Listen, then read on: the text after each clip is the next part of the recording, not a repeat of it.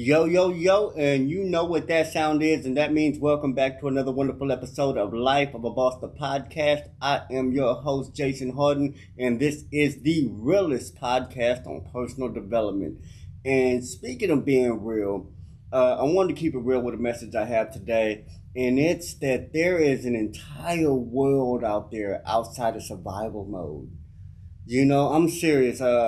This is particularly for the listeners who have been through a lot of stuff growing up, who have been through poverty and seen a lot of addiction in their household and have struggled all their life and particularly since they were young and that's pretty much the entirety of their not just their childhood, but their existence of basically having so little of anything, whether it be resources, time, money, food, clothing. Like when you struggle, as I've struggled for so long, sometimes survival mode becomes the only mode that we can be in.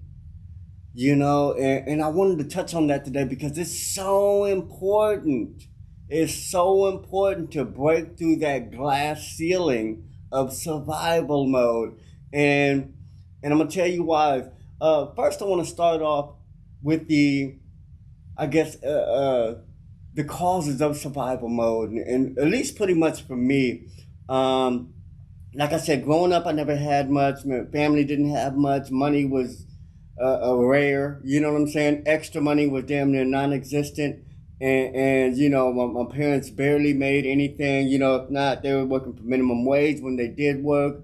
If not minimum wage, they were on some type of government assistance, whether it be AFDC, whether it been food stamps and Social Security and SSI and things like that. So there was a lot of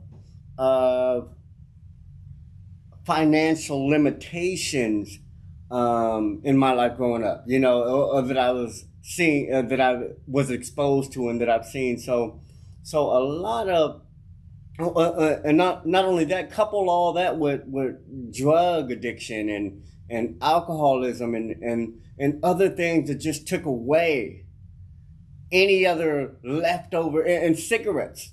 Let me not, man, I remember money getting stolen for my mom to buy her boyfriend cigarettes. I used to get my money stolen from my mama. My mama would be like, "Where'd you hide your money?"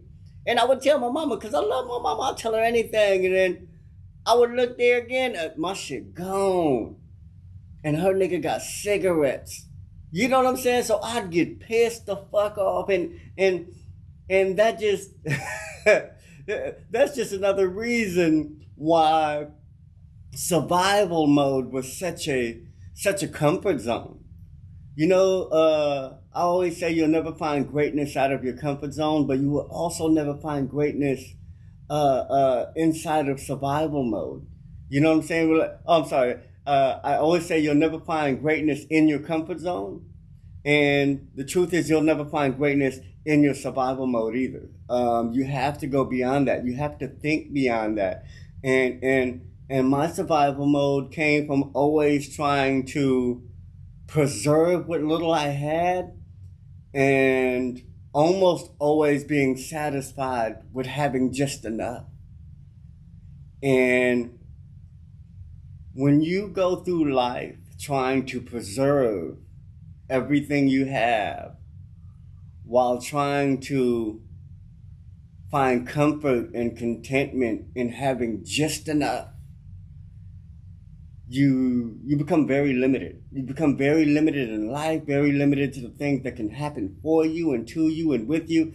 You put a cap on yourself of what's good enough for you. I mean, some of us, it's natural to worry about rent and bills and food and things like that. But it's almost unnatural for us to be satisfied with just that.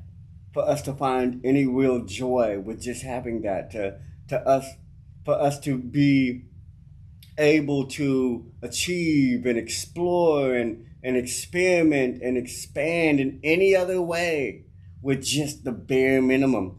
And if we strive to have the bare minimum, like I so long did, I struggled, I've worked hard, and I've been innovative and creative just to obtain the bare minimum, just to have enough to eat, just to have enough money to pay my next bill, my next month's rent. And once I got that, there was a little bit of contentment, and there was also a little bit of complacency. Once I've achieved those things that were simply the bare minimum, I almost relaxed a little. I almost was inclined to not work harder to get any further, because just that was a struggle to get to me. And it wasn't really that it was a struggle for me, is that it was a struggle to everybody I've seen get it. So looking at my parents, who are my first teachers in life, and watching them struggle just to struggle next month, just to struggle next month, just to struggle next month, it started looking like the goal, So beyond that, I didn't see my parents to struggle. I didn't see my parents struggle to have rent paid 6 months at a time. I didn't see them struggle for $5,000, $7,000, $12,000, even $1,000 to have liquid in their savings account. I didn't see them struggle for the things that, for that luxury car, for that dream vacation. I saw them struggle just for the bare minimum. So the bare minimum started to look enough to me. As a matter of fact, they struggled so hard for the bare minimum, and they just started to look like a lot to me. So when I saw anything more than the bare minimum, when I saw friends, and I used to go over friends' houses and spend nights with my cousins and see how they live, everybody seemed rich compared to me, because I came from a household in an environment that lived by such minimal standards in regards to getting it. My mother was very clean, food was good, and things like that when we had food, but so I didn't see any of the triflingness of not having it more than I just saw not having it. You know what I'm saying? Because and then even there were some times where I did see the even worse side of it, the dirty side of it, the rats and roaches and shit like that. So best believe that I am no stranger to having way less and starting way behind, and no stranger to having role models that didn't have high minimum standards. You know what I'm saying? They had very low maximum standards, and that can cause a lot of reasons for anyone, any child, or any human being going through those situations to become stuck in survival mode. And even as an adult now, even as a married adult, and with my own business, and with my own possessions and status that's beyond just survival mode, I still find myself and struggle with the thought processes I've had or developed in that survival mode, and I still struggle with some of the limitations. And I'll give you some examples.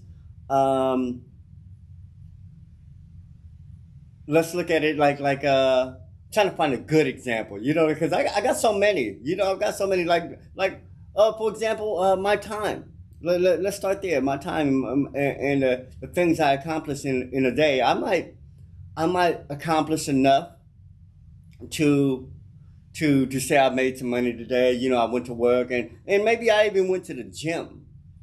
I even went to the gym too. So I'm really feeling good. I really feel like I did everything. I made some money, went to the gym. What more could I do? What more is asked of me? And then I look at my wife, and she has another 3, 4, 5 things on her schedule that she has to get done today. She has to go back to the gym. If she went 1 hour, and then work 8 hours, 8.5 hours on a shift, she still sees a reason to go back to a gym.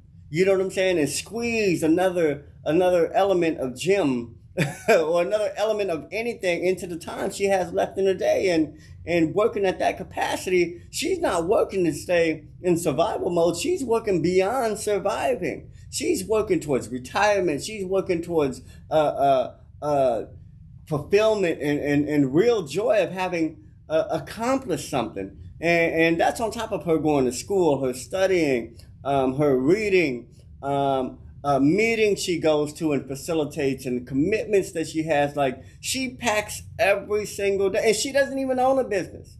You know, she helps me run my business, and she I guess is half owner of everything I own, but she doesn't even worry about a personal business, and she is way busier than I am. And I look at her, and I sometimes get angry. I ain't gonna lie, I get frustrated. Like, God damn, we've done so much today. Can we relax? You know. And then I also look at what she's obtained, what she's accomplished, and I see all the benefits of her living at that pace and her moving at that pace. I see the freedom and options she has from how she operates and gets down. And I appreciate that. I wouldn't knock any of that. I wouldn't want to discourage her from being the person who gets any of that done. You know what I'm saying? So I don't want to push my beliefs and my bad habits or half-assed ways on her in any way. But I'd rather try to develop that desire to do more, because that's living beyond survival. If I just do just enough, you know, even my enough is more like my enough is not what my parents' enough was. Their enough was just bills and rent, and they struggled for that. You know, I always said, if you're aiming for a mountaintop, shoot for the stars, because you're going to fall short. You know what I'm saying? If you're aiming for the mountaintop, man, then you're gonna hit a valley. You know what I'm saying? So shoot for the stars just to hit a mountaintop. And that's what showed me, like my parents just wanting to get rent and bills paid, they always fell short of that. Now me, I want to experience more. I want to do more. So I get the things that I want done. I experience the things that I really love to do, as far as and as best as I know. And I get some of those things done, but I fall short still. You know, I mean, I might fall short to barely getting my rent and bills paid. You know what I'm saying? Because all I want is just a little beyond that, because just having my rent and bills paid was always enough for me growing up. So it's hard to break out of that survival mode, but it's necessary and it must be done. You know what I'm saying? And it took a lot of things and a lot of people in my life, and not even a lot of people, just certain people that I respect and I love and I admire, to live beyond that survival mode and show me how, you know, and show me like and why. You know what I'm saying? Because like when you think just getting your bills and rent paid is enough, then it becomes enough, and then it's like, why would I need anything else? But when you start seeing reasons for having insurance, and not just car insurance, I mean life insurance, health insurance, having retirement plans and 401ks and Vanguards and then other investments and e-trades accounts and when you start seeing all this other stuff, it's like, hold on. And then not just that, when your business has to have permits and your business license and then you have to start doing taxes, then to function as a high functioning business person and professional and really a successful adult, you have to go beyond the bare minimum. You have to go beyond survival. You have to maintain a lifestyle that goes far beyond survival. You have to maintain insurances and permits and business licenses. And to do that, you can't be trying to make bare minimum happen. You know, and you can't be thinking bare minimum. You can't be doing bare minimum. So you have to start really living beyond survival mode. You know, you have to start thinking that what's enough is not enough. You know, in regards to what's going to take care of business, what's going to take care of your family, what's going to take care of you. You know, it goes beyond what you need today. You know, of course, you want to get through the day, but you got to be planning like you're going to be here forever. I read somewhere, it says, the saying goes, live every day like it's your last, but invest and prepare like you're going to be here forever. You know, so that it's very contradicting, but you have to simultaneously do both. You have to live like it's your last. And my problem for so long was that I've always lived every day like it was my last. That preparing forever bullshit and that investing like I'm going to live 100 years, like that was out the window. It's like I can only do both. I can only do one or the other. I can't do both. I can't prepare for a lifetime, you know, for a long life and for 100 years and not be living to the fullest, because I'm gonna be stuck at a job. I'm gonna be miserable. I'm gonna have to slave for the rest of my life. And I thought the opposite was true. Well, if I'm living every day to the fullest, then I can't worry about work and all the tedious stuff that's going on. I gotta go out there and spend it and get it and spend it and get it and spend it and get it. You know what I'm saying? I gotta live every day. I gotta live. And like I said, that's not sustainable for true and long-term success. That does not create legacies. That type of thinking is almost that live fast, die young mentality, and that's not what we want. That's not what being a true boss is. That's not what being a true success is. And I like to explain this to you and tell you this because I want to show y'all that I'm on this journey with you.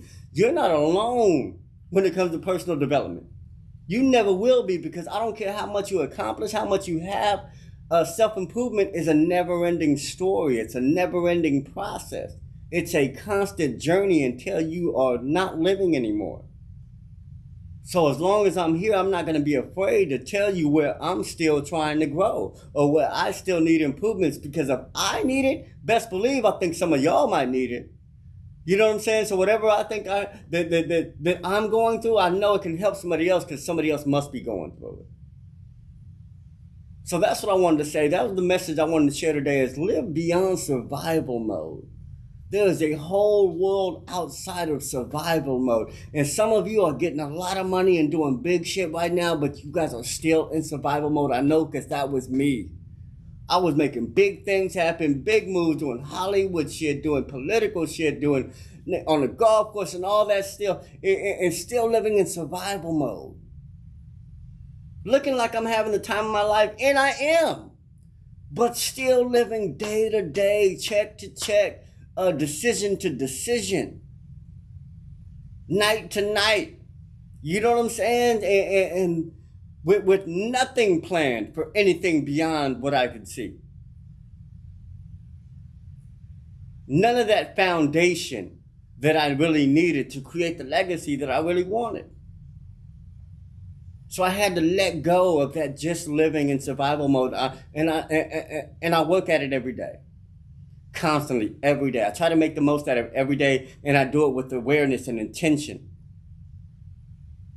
I'm very aware and conscious of what's happening now with my time, with my capacity to earn and learn and get things done. And I'm always trying to improve. All right? Anyway, man, don't say I never gave you nothing. That was a big gem right there. Anyway, I love y'all, man. Continue to check me out, man. Social media at hardwayhardin.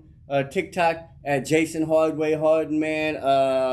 Follow Maiden Dina on Instagram. They pay the bills, man. maidendina.com. Get you some gear because it pays the bills. LifeOfABoss.net. Join the mailing list, man. Check out everything we got going on at hardwayenterprise.com. And just like I say, support, follow, share, like whenever you can. Please leave a review. I try to give away something for the best reviews. I try to give some at least some type of recognition for everyone who leaves a great review. I try to respond to all messages. Please hit me up on Instagram. Don't hesitate to inbox me. And like I said, keep that line of communication open and don't hesitate to ask any questions because you don't know what somebody else might need to know too. So there's really no stupid questions out there. If you need to know and it's serious to you and it'll help you advance in life, please ask that question and I'll do my best to answer them, whether or not individually, on air, or something. All right? Anyway, I love y'all. Stay up and remember, success is a lifestyle. Peace.